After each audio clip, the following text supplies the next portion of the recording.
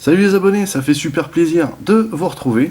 Bienvenue dans une nouvelle revue portant sur les Plasma Series Hasbro, donc les figurines Ghostbusters, remises au goût du jour.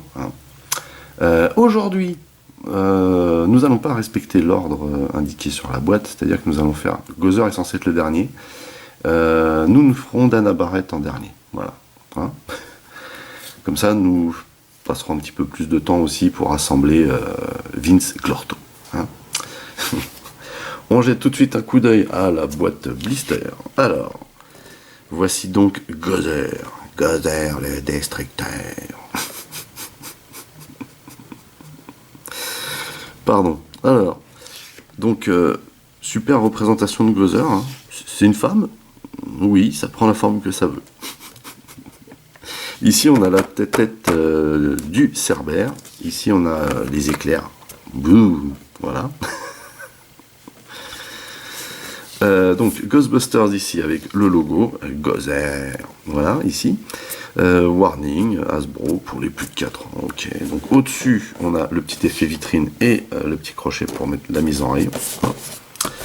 Sur la première tranche, on a toujours le petit truc gris sur fond noir. Et cette fois-ci, on a attention. Hein, faire attention.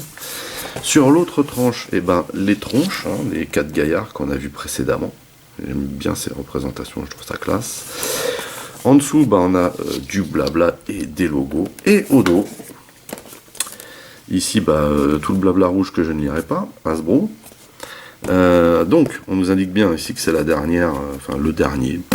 Ça prend la forme que ça veut. Hein. Sauf que nous, on le fait en 5e. Ici, Vince Clorto. Voilà. Et le petit Laïus, le destructeur et le voyageur Gozer, est une ancienne entité maléfique avec beaucoup de surnoms.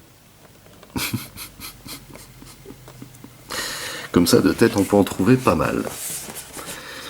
Voilà. Allez, on regarde tout de suite ce qu'il y a dans la boîte. Donc, dans la boîte, on a tout d'abord la tête de Vince Clorto. Alors, pour le coup, je trouve que cette tête est super bien faite. C'est-à-dire que la modélisation est au top. Alors, ici, on a du plastique mou, mais c'est normal, hein, c'est ce qui couvre l'articulation. Donc, l'articulation se fera à ce niveau-là. Hein, il n'y a pas d'autre articulation sur le visage, mais vous voyez, terrible. Hein. Superbe peinture, superbe mold. Vous voyez, avec cette espèce de partie grise, là, pourquoi pas. Ici, là, également de la peinture. Donc là, c'est pareil, plastique mou ici. Plastique dur et plein à ce niveau-là. Et par contre, ici, il semblerait qu'on ait une articulation au niveau de la gueule. Et oui. Et vous voyez, une grande bouche. Et les chicots sont vraiment bien faits. Et on peut fermer, justement. Vraiment très sympa, et on regardera bien entendu ce que ça donne avec la prochaine revue, hein, puisque la prochaine revue, on pourra enfin assembler Vince Clorto. Ensuite, on a deux fois ceci. Ce sont donc les éclairs hein, que jette Gozer hein, sur les casseurs de fantômes. Alors vous allez me dire, mais comment ça tient ces trucs? Et bien vous voyez, on a des mains modélisées ici. Et donc il faut retirer les mains de la figurine pour venir les loger dedans. Ce qui donne un aspect encore plus réaliste. Donc ça c'est le genre d'item que je kiffe dans une figurine. Vous voyez. Et c'est très joli. Un joli violet bien translucide comme il faut. Et bien entendu c'est du plastique mou. Et donc voici Gozer. Gozer le voyageur. C'est une fille? Oui, c'est une fille. Alors, c'est toujours une fille. Superbe représentation de Gozer, super bien lookée, avec une nénette type années 80 à mort, vous voyez. Donc elle a une superbe allure cette figurine, voilà, les deux faces, on regardera le visage après, hein. Terrible, de profil, de très jolie forme, vous voyez. Très sympa, et de dos. Excellent. Alors, ce visage, qu'est-ce qu'il donne?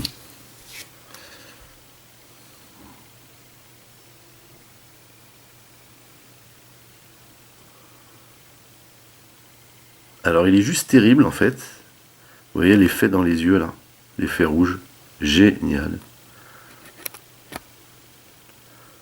Et on a un superbe design ici, hein. Donc la coupe à la brosse. Très très bien dessiné, très joli. Excellent, mais vraiment terrible. Et donc on a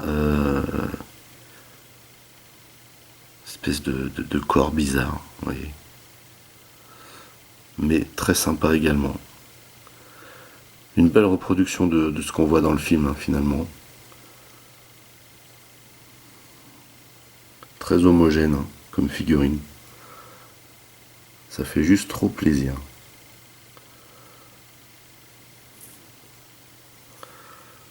Excellent. Au niveau des articulations, donc toujours la même chose, de haut en bas autant que faire se peut, rotation sur le côté, ici on a les bras qui tournent, on peut les lever de cette manière, on a une rotation ici qui est au niveau par contre du coude, voilà. Ici c'est au niveau du coude, voilà, donc rotation au niveau du coude, on peut également plier le coude, mais uniquement, vous voyez ici, à 90. Donc moins bien articulé au niveau du bras, mais ça fait plus naturel, c'est pas plus mal. Ici, on a par contre une articulation au poignet, comme ceci, ça c'est plutôt pas mal. On a toujours les fameux doigts en caoutchouc, mais ici, ils savent pas mettre des choses. On peut également effectuer une rotation au poignet. Donc le poignet très très bien articulé.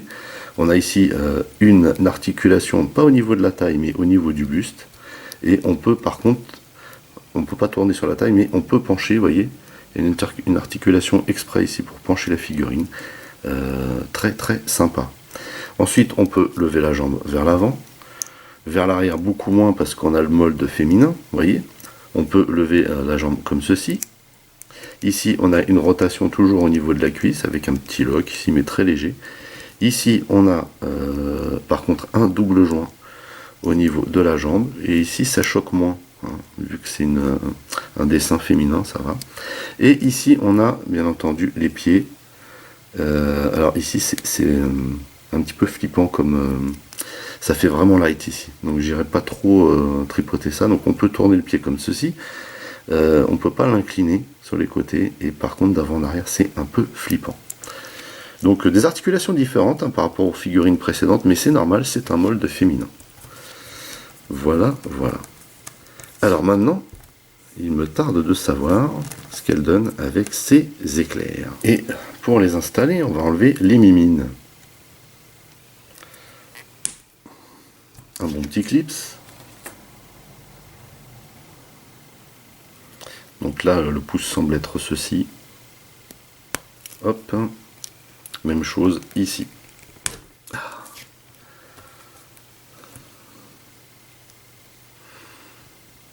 Et voilà.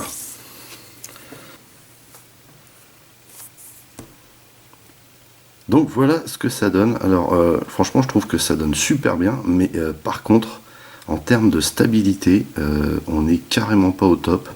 Je sais même pas comment elle fait pour tenir là, avec le poids, parce que ça rajoute vraiment du poids, hein. C'est une figurine qui est relativement légère, même si c'est de la qualité. Du fait de son mold, elle est légère, hein. Donc voilà, par contre ça donne super bien. Vous voyez les effets ici, voilà, ça va vraiment dans le prolongement de la figurine, ça fait super classe. Donc ce qu'on n'avait pas regardé, hein, mais vous voyez il y a des plugs, enfin des petits trous aussi, hein, sous ces pieds là. Donc voilà. Es-tu indien? Non. Alors